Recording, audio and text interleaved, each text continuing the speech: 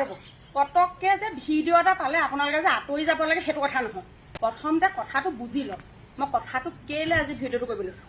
এই ৰাস্তাটো এই চাওকচোন, এই ৰাস্তাটো দেখিছে নাই আপোনালোকে? এই ৰাস্তাটো দেখিছে? এই ৰাস্তাটোত এই মানুহখিনি কিমান হায়াশাস্তি খাবলগীয়া হৈছে। এই ৰাস্তাটো আমাৰ আমগুৰিৰ পৰা বালিঘাট এদি অহা যোৱা কৰা মানুহখিনিয়ে সমস্যাত ভুগিছে। মানে যিসকল মানুহে সামগুৰিৰ পৰা এই চাৰিআলিলৈ আহে এই মানুহখিনিয়ে কিন্তু বেলেগ ভুক্তভোগী হৈছে। স্কুললৈ যোৱা ল'ৰা ছোৱালী কষ্ট হৈছে, কলেজলৈ যোৱা ল'ৰা ছোৱালী কষ্ট হৈছে। এই ৰাইজসকলে যে ইমান কষ্ট পাইছে তেওঁলোকে জানে নে নাজানে এই ৰাস্তাটো যে ভাল কৰি দিব লাগে নে নাই?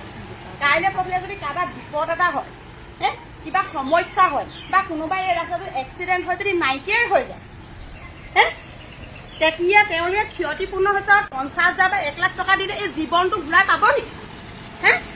কুকুৰহে বহি থাকিবি, এতিয়া গাড়ী পালি নহয় লজ্জা হৈ বহি থাকিবি কুকুৰহে। এই ইমান কষ্ট যে অহা যোৱা কৰিবলগীয়া হৈছে সেইটো বুজি নাপাওঁ। কালি প্ৰতি পঞ্চায়ত যে ইলেকশ্যন হৈ গৈছিলে তেতিয়া তহঁতি ভোট বিচাৰি আহিব পাৰ। এই ৰাস্তাটো যে কিবা এটা হৈছে কলৈ যাব লাগে তহঁতি তাত গৈ ক'ব নোৱাৰো যে কি কৰিব লাগে, কলৈ যাব লাগে, কলৈ যাব নালাগে।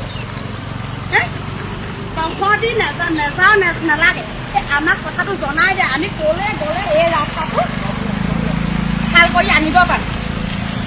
আৰু মই মুখ্যমন্ত্ৰী হিমন্ত বিশ্ব ডাঙৰীয়াকো অনুৰোধ কৰিছোঁ, আপোনালোকে এই ৰাস্তাটোলৈ এবাৰ আহি চাওক।